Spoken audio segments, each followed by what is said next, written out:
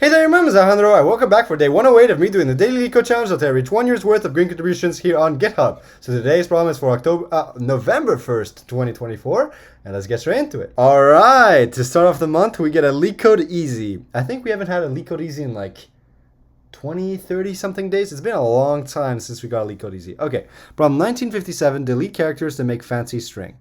A fancy string is a string with no... Okay, a fancy string is a string with no 3 consecutive characters are equal.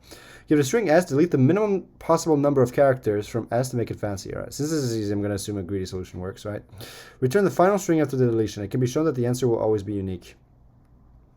So like the idea is like, okay, you probably like parse through the string, and as you see that like, oh, I'm still the same letter. Or even better yet, right?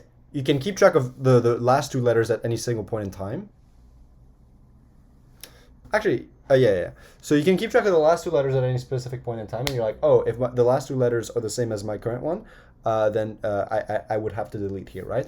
And then you just keep going no matter what, right? So we can probably code something like that up. So here, if we do, you know, oh, we can even just do it by indices, right? So for I in range, you know, 2 all the way up to the length of s, is s, you know, at least length 2 or something, or at least length 1. Actually, yeah, if it just doesn't error here, right, then yeah, okay, cool. If, you know, we'll say count is equal to 0, and here we'll say return count, right? Oh, wait. Oh, the string after we delete. Okay. Okay, so we can just do delete indices is equal to this, right? Or, you know, we can just do keep indices instead of, you know, letters, right? So instead of like, you know, keeping track of the indices with delete, it's like if we choose not to delete a letter, then we'll add it in our letters, right? And then here we'll do string dot join letters. Okay, I thought we would have to, you know, output the number it takes in the minimum case. Okay, so for I in range length from 2 up to the length of s, if it is not, if s of I is equal to s of I minus 1, and s of I equals s of I minus 2, right? Continue. Otherwise, we do letters that append s of I, right? And then here we can return like string of join letters, right? So something like this should work. It does not. It's code.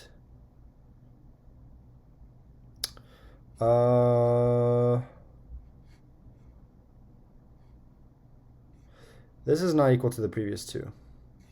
Oh, okay. Right. We need to add the actual first 2 letters at the beginning of the string, right? Yeah. So, length of s is less than 3. Return s. Right? It must be at least 3 consecutive, so you know if it's less than 3, then it's not the case, right?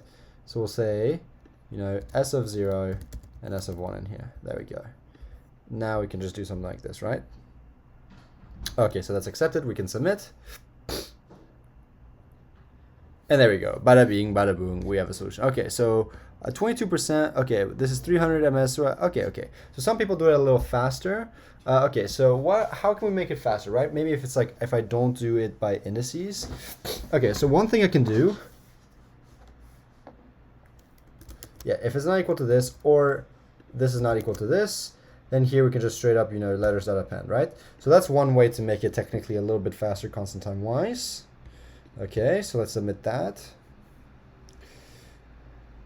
All right, so we're now down to 359. Let's think, what else can we do? Right, so we could get, we can do last comma second last is equal to s of 0. Actually, this will be s of 1 and s of 0.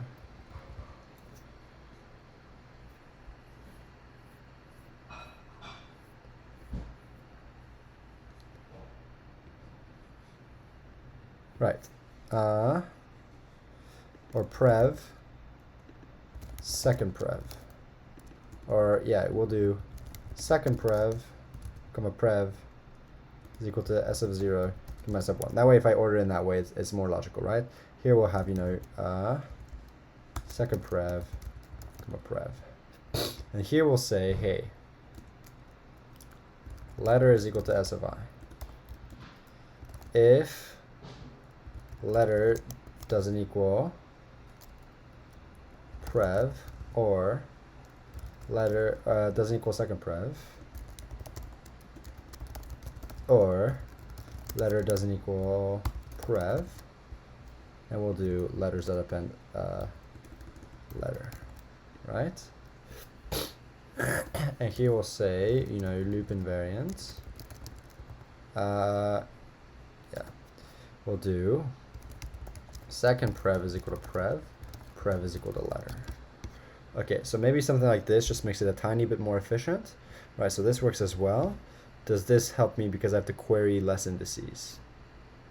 Okay, there we go. So now we're at 223%, 87% beats it, and so on. Okay, so it's just, you know, constant time little things that just make things better, right? Whereas like before, for every single index, I make like, you know, 3 technically O1 lookups because it's an array, right? Or a string, right? And I'm looking up at a character in a string and so on, but technically it has a little bit of cost. So you might as well, you know, like use variables and so on. So it's like, even here, like, you know, I want to query the current letter like more than one time. I want to do it once here.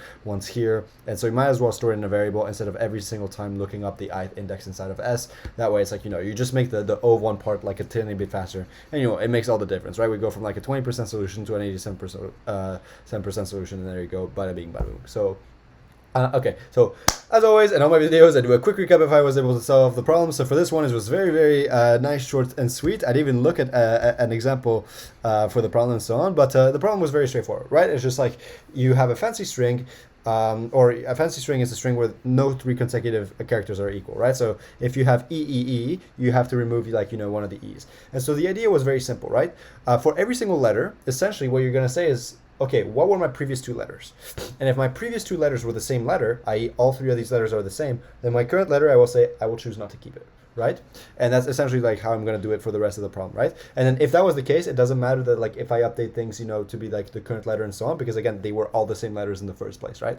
So like the loop invariant part will be nice. So in an example like LeetCode, you know, we might as well go through the example itself.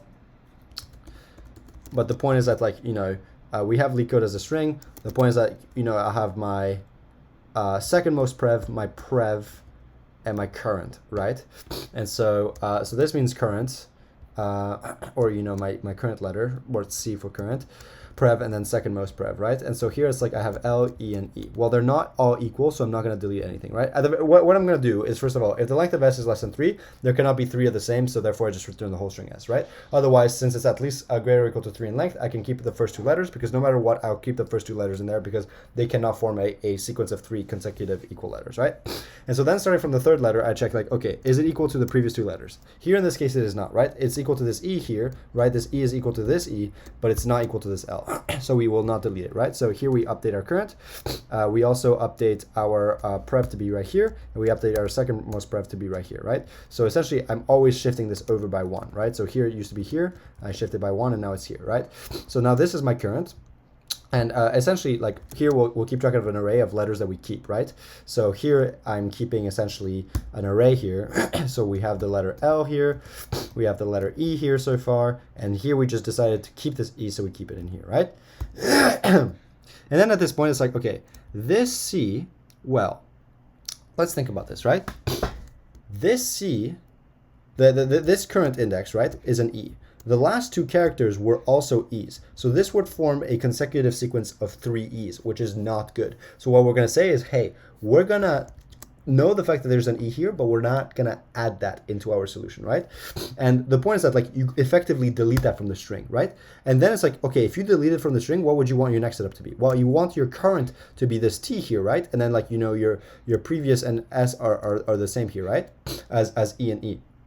Well, it doesn't matter if you just pretend that this E still exists, because if you just shift over everything, what you'll see is like your S is at an E as you wanted, your P is at an E as you wanted, and your C is at a T just as you want it, right? So we can essentially just keep track of a list and pop the right letters as we want inside of there, instead of, like simulating a delete, trying to think of where the pointers add up and so on. Because since they all used to be the very same letter no matter what, it's fine if we do a pretend delete, shove all these values by 1, because again, before it was the case that both C and P were E's, so when we shift everything by 1, like this S and P will also be E's, right? And the C will be the next letter in the sequence, right? So it just happens to work out that way.